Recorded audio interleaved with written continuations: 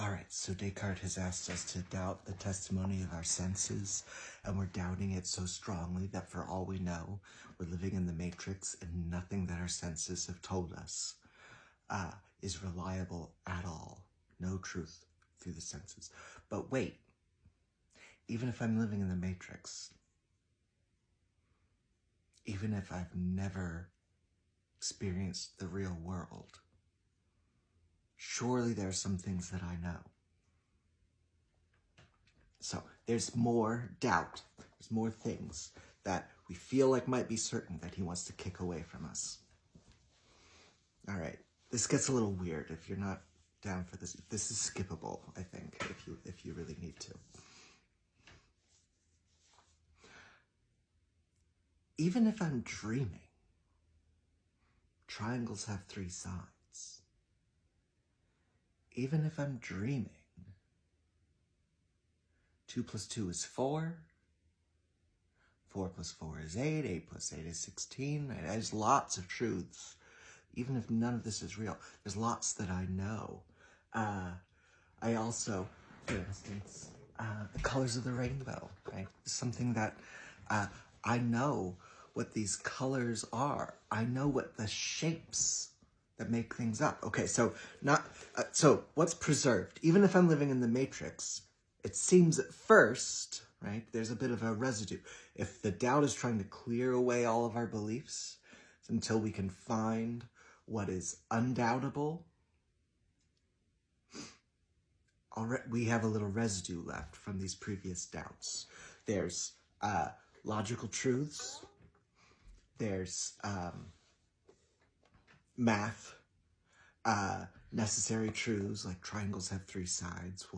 We'll think of these as analytic truths or necessary truths. Descartes also thinks simple natures are something that we're not going to doubt yet. Not yet. If this is a dream, if my whole life is the matrix, right? The green that I'm experiencing might not be here in front of me. I'm not really sensing it right now. The heart shape that I'm experiencing might not be here. I might not actually be sensing it right now. Or the note might not be here. I might not be experiencing it right now. But for me to be having this experience, there must at least be such a thing as green. There must at least be such a thing as heart shape. There must be such a noise, such a pitch as this. It's not tuned, otherwise I'd name it. But so even if my whole life is a dream and I'm about to wake up, maybe I'm not a human, but at least I should expect a world of color, of shapes, of 3-dimensionality. Maybe the colors and the shapes and the sounds aren't put together the way I'm experiencing them. But if my whole life is a dream, I should at least expect that these simple natures are the things that are comprising real life. But we're going to doubt a little more. Now it's an E. All right. So, the senses might be deceiving us, so we don't trust them, at least in less than ideal circumstances. Oh, but also, anytime the senses are giving us something, it could be a dream. So we're doubting the testimony of our senses. We're going to make that dream hypothesis a little more extravagant. What if your whole life is a dream? We're still anticipating necessary truths, some kind of simple logical truths, mathematical truths, and the simple natures. Even if I'm not experiencing them, these are at least making up my experience of things. The shapes, the colors are real, even if they're not really here in the guitar. Okay. Let's go a little further. Ooh. First, Descartes goes too far for Descartes. I've heard of a being with with unlimited power. What if God wanted me to be wrong about everything? Could I have any certainty at all? He doesn't even answer this question. He floats it out there and then backs off immediately. He says, well, I don't know if an omnipotent being could be a deceiver. I don't know if that makes sense. He'll find later that it doesn't make sense, but he's not, entitled to make that argument now, right? He's doubting everything. So if he doesn't know with absolute certainty now that it's impossible for God to be a deceiver, he can't really discount it. But maybe I should discount it. But instead, he says, I don't know that there's not an evil demon with maybe not omnipotent power, but like great power. We can think of,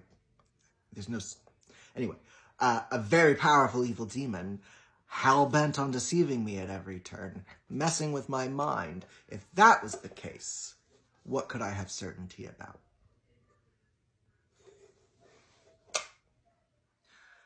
What if I'm trying to balance a checkbook or something? Not that that's it. What if I'm trying to add some 3-digit numbers? Not that that's what's in my checkbook.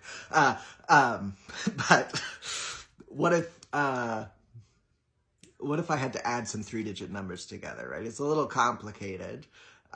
There's steps involved. Any reasoning, even about necessary truths, even mathematical reasoning, any reasoning that requires steps, Descartes says, if it's possible that there's an evil demon trying to deceive you about things, it could mess with your memory. It could mess with the in-between steps stuff, right? 1 + 1 = 2. Not really something an evil demon can mess with, Descartes thinks. This is a little controversial.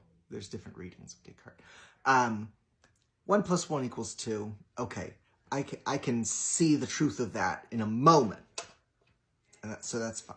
Triangles have 3 sides. I can see the truth of that in a moment. Now, but wait.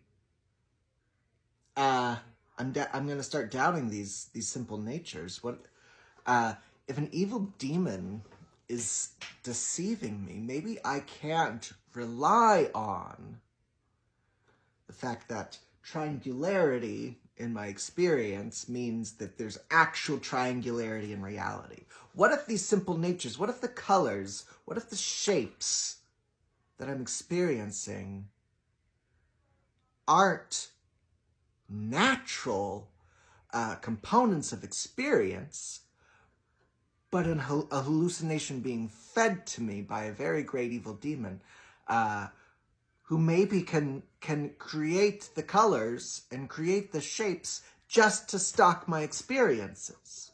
And none of that's real. I can't rely on my reasoning because I can't rely on my memory. I can't rely on my reasoning because I can't do the steps without relying on my memory. And if I'm, I'll just write it down so I can keep track. Well, obviously I can't rely on my senses. The evil demon could be changing what I'm writing or, make me think I'm carrying the 1 when I didn't. So, at this point, we're doubting a lot. There's a few things left. But really what's left is it's not reasoning, but a simple intuition. 1 + 1 = 2. It's not really reasoning, but you recognize the certainty of it when you see it. But these simple natures, even the 1 maybe is just, invented. Triangles have 3 sides. I see the certainty of it, but maybe there are no triangles. Okay, so can I find certainty that's about something that exists? Of course. But not much. All right, and this is where Descartes really leaves us in the first meditation. I'll tell you the certainty he finds, and and we'll think about what that means for us in our search for truth, in our trying to understand how this human being can reliably gather information in the world. All right, that'll come another day.